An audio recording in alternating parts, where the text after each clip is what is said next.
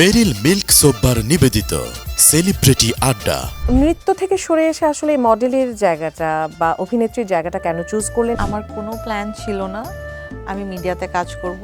আমার বাবা সবসময় চাইতো আমি যেন ডক্টর হই। আরেকটা সিক্রেট আছে আমার, আমি একদম ছোটবেলায় গান শিখেছি। শিশু শিল্পী হিসেবে শিশু শিল্পী হিসেবে আমি গান গেয়েছিলাম। গানে আমার একটা গোল্ড মেডেলও আছে দেশাত্মবোধক গানের উপর।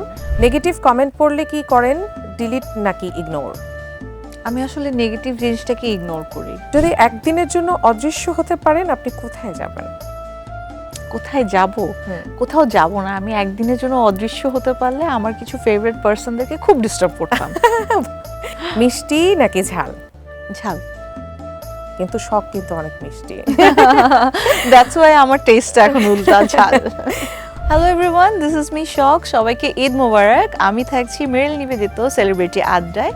চোখ রাখতে অবশ্যই ভুলবেন না এটিএন নিউজে। ঈদের বিশেষ আয়োজন মেরিল মিল্ক সোপবার নিবেদিত সেলিব্রিটি আড্ডা দেখবেন শুধুমাত্র এটিএন নিউজে।